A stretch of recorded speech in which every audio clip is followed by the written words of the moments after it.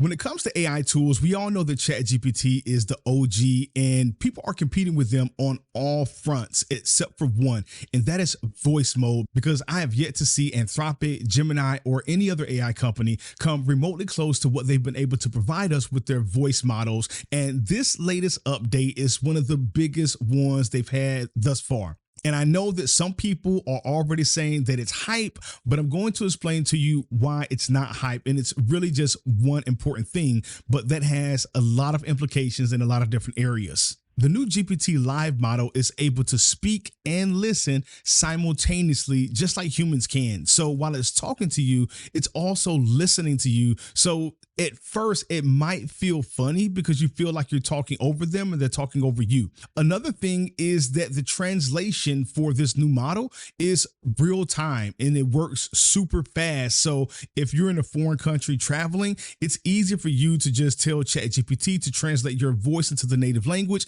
and it will do so in real time. And there are a lot of applications out there right now that do that, but I really feel like this is going to eat those apps up immediately. Or if you're trying to learn a new language, GPT is definitely going to be a great tutor now. And while you're speaking, GPT is in the background figuring out whether it should speak, whether it shouldn't speak. And it's also interrupting you with small human-like cues like, yes, things like that that let you know it's listening. So it feels like a real conversation. It's also better at handling the pauses. I know before, if you would make a slight pause, it would just jump in and start talking. Now it'll wait a little bit. And if you don't like the way it's talking, you can tell it in real time to slow down, to speed up. You can tell it to change the pitch of its voice, and it does all of this in real time. It is so crazy what they've done with this voice model. And overall, it's just a better conversation with the model. Now, those are all great as far as surface features and aesthetic goes,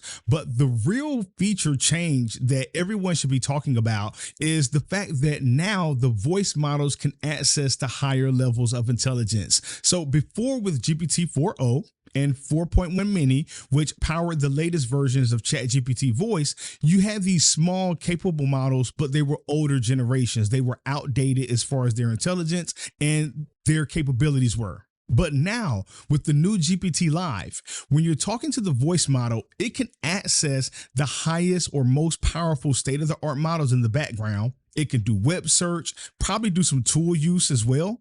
And then it can return and give you a verbal response. So before, you used to have to make a choice between, if I start fleshing this idea out verbally with the voice model, I know I'm going to be using a weaker model and I have to verify whatever work I did with a smarter model, but that's not the case anymore. So when you tap on ChatGPT at the top, you'll have the option for Live, which is the new model, then Legacy, and then the Standard, which is the old one. And if you look in the top right corner, there will be some setting icons. If you tap on that, you can change the voice, you can change the language, and you can change the intelligence level. I have mine set to high. So whatever response I'm getting, I know that I'm getting it from the smartest model available. Hey, GPT, tell me something that you like about the new GPT-Live model that a lot of people probably don't know about. One under the radar thing is that Live isn't just better voice. It's voice woven into the whole workspace. You can talk, see text and images, and pull the web all in one flow without mode switching. It's easy to miss, but it's like a shift from talk to a bot to control surface for everything.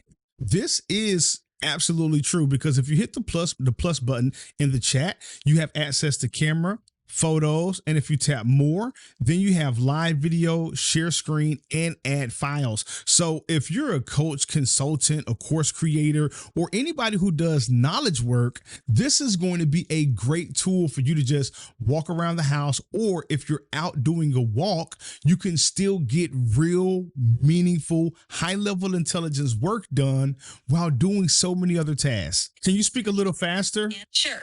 A chat into more of an always there Copilot, especially for walk and think work. Keep your mind. Can you slightly change your voice a little bit? Sure. Here's a slightly warmer, steadier take.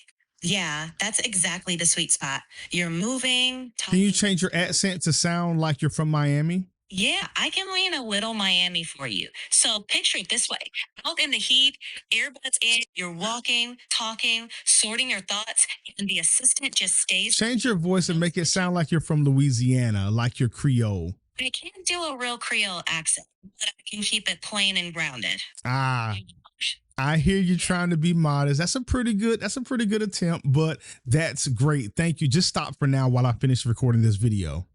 Pausing here.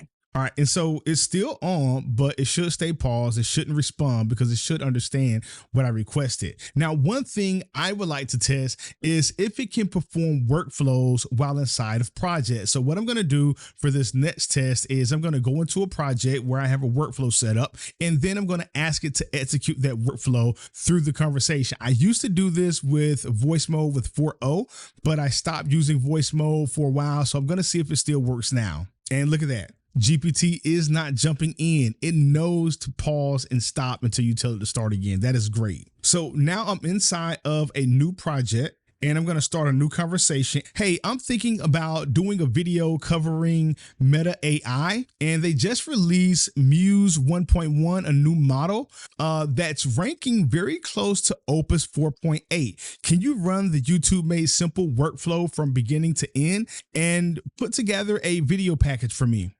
Something fresh. Is this a continuation of a series you've been working on, or is this a brand new standalone piece? All right. So now what I want you to do, just pause for a minute, ChatGPT, because I want to show the audience something. So when we come inside of YouTube Made Simple, this prompt or instructions right here is going to make sure that this file, the AO router v5 updated markdown, is always loaded. And this is, or these are the system instructions for any conversation I have inside of this project. So let's find that file, and it's right here. Let's open it up. So these are the agents and these are the steps that it's going to walk through. So I gave it the idea and the angle. I told it what I wanted to do a video about. And right here at A2, this is the series architect. So no, this is not going to be a series. It's going to be one single standalone video. Can you access the files inside the project? Yes.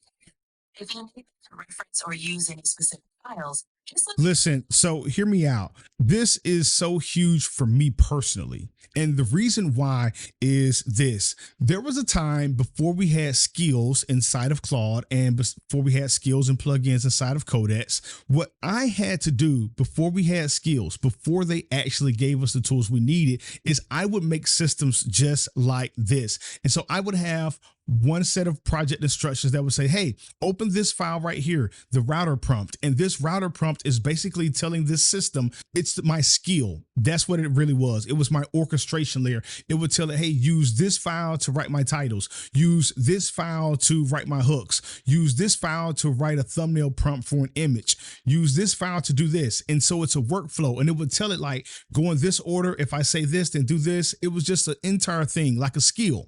Before skills were a thing. This is how I used to do it. And with 4.0 standard mode, it could do tool calling, but then when they came out with ChatGPT voice, it didn't have the ability to do tool calling. It would generalize things. The file path from the model to the files was broken, corrupted. I don't know what was wrong with it, but it didn't work. But now there is a strong path from the voice model, from the highest levels of intelligence to the files inside of your projects. But let me know in the comments, are you going to be using the new GPT-Live? As for me, I can't wait to start using this more often while working out or doing other things so that I can keep working, because ChatGPT, as much as people talk about the other applications, it is still a staple I lean on whenever I need to flesh out some new ideas, or I need some information about a particular topic, or I would rather just talk to an AI rather than type with my fingers or sit at my laptop all day. As always, if you got value out of the video, make sure you hit the like button, subscribe to the channel, and I'll see you in the next video.